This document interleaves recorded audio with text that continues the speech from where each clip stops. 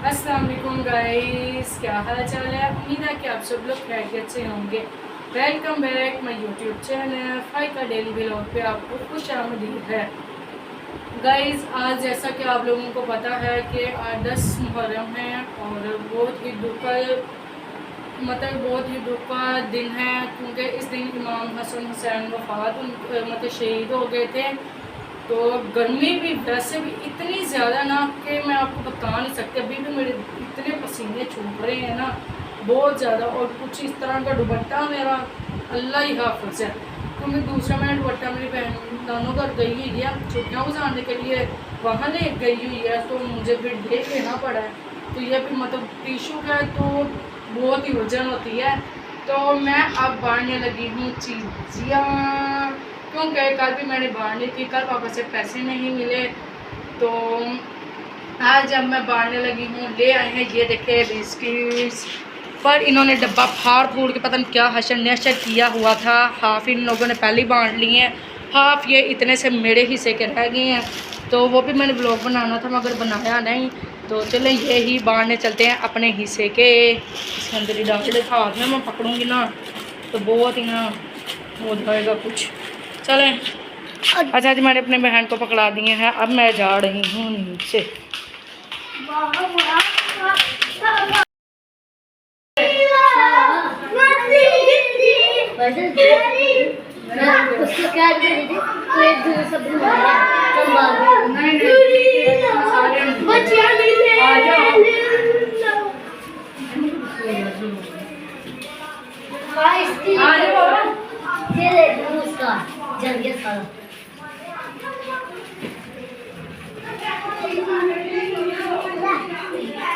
और आ जाओ, दरवाजा खोलो, दरवाजा खोलो सब।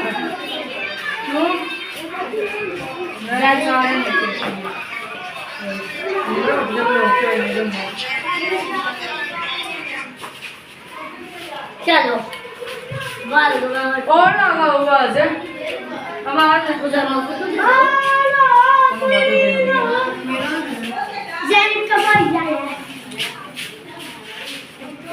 पहले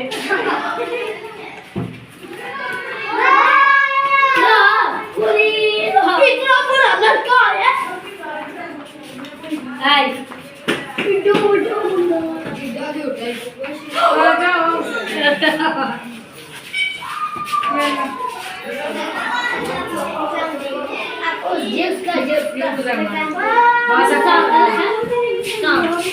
गाइस ये देखिए, गाइस मेरा कज़न अब बांध रहा है चीजियाँ।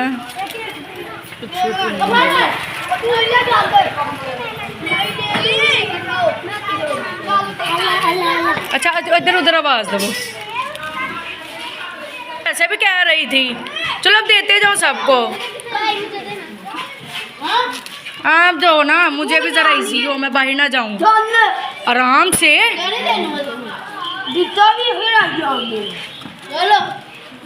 साढ़े बॉडी गार्ड इतने ही देखा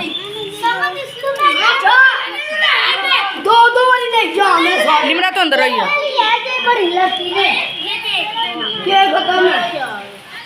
जो जो मिल रहा है ना वो लेते जाओ। ओए बिस्किट मैं ले आई हूं, केक दे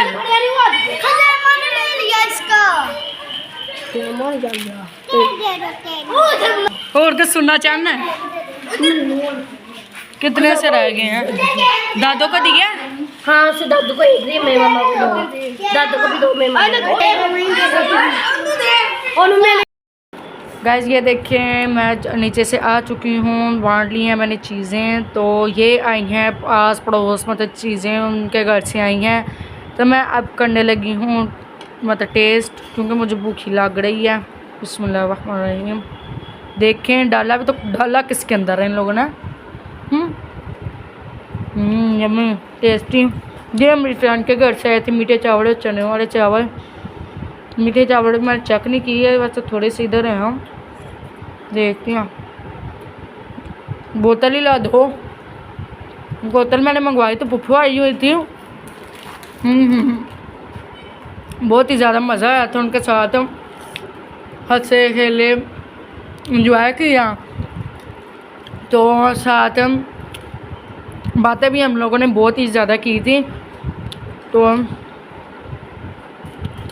मैं उनके अगर लेके जाना था मोबाइल, मगर मैं लेके नहीं गई क्योंकि मुझे याद ही नहीं रहा।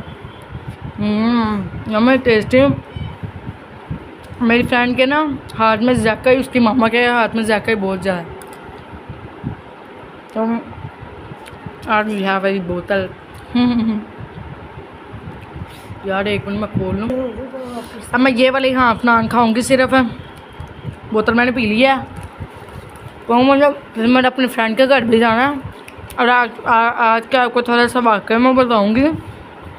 खा लूँ फिर आपसे मिलती हूँ। अच्छा जी गाइस, मैंने खाना खा लिया है। अब मैं फ़ारिग हो चुकी हूँ। फिर मैं अपने फ्रेंड के घर गई, वहाँ से हो गया ही आके मैं अब बैठी हूँ ज़रा। फिर मैं आप व्लॉगिंग मैंने कहा चलो ज़रा बना लेते हैं, लोगों को बताती हूँ क्या के दिन क्या हुआ था क्या नहीं। आपको भी पता होगा, वैसे मुझे इतना नहीं पता, तो जितना पता है मैं आपको बताऊँगी। मैंने फिर आके अपना दुपट्टा चेंज किया क्योंकि मैं उसके अंदर अनकम्फर्टेबल थी। तो ये जो मुहर्रम सफ़र के दिन होते हैं ये बहुत ही मुश्किल दिन होते हैं, दुख के दिन होते हैं ज़्यादातर 9 और 10 मुहर्रम।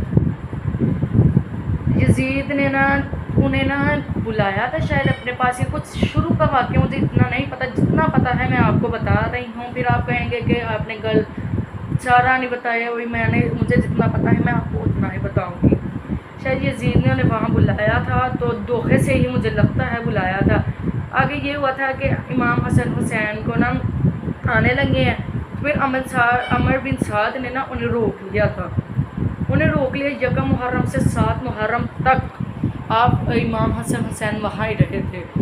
फिर 7 मुहर्रम को पानी बंद कर दिया गया था। जानवर हालांकि पानी पीते थे, घोड़े पानी पीते थे, कुत्ते तक पानी पीते थे, मगर आप सल्लम की लड़ी में से मतलब कि जो भी आप सल्लम के ख़ानदान वालों के ऊपर पानी बंद कर दिया गया था। इन्हें पानी पीने की इजाज़त नहीं दी गई थी, जिनकी वजह से हज़रत इमाम हसन हुसैन हम में नहीं है अब। तो हज़रत इमाम हसन हुसैन से ना उन्होंने कहा है कि अमर बिन साद कहते हैं कि आप हमारे बैत करें या फिर जंग करें। हाँ, इमाम हसन हुसैन ना अंदर गए हैं। अंदर जाके ना हज़रत ज़ैनब से उन्होंने मशवरा किया कि बैत करें या फिर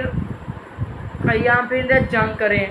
हज़रत बाहिर आए, इमाम हसन हुसैन ने ना फरमाया कि मैं जंग करूँगा, बैत कभी नहीं करूँगा। तो उन्होंने कहा चले ठीक है। फिर उन्होंने ना शम्स को बुलाया, अमर बिन शम्स को बुलाया। वो बहुत ही बदबख्त इंसान था, सख्त दिल आदमी था।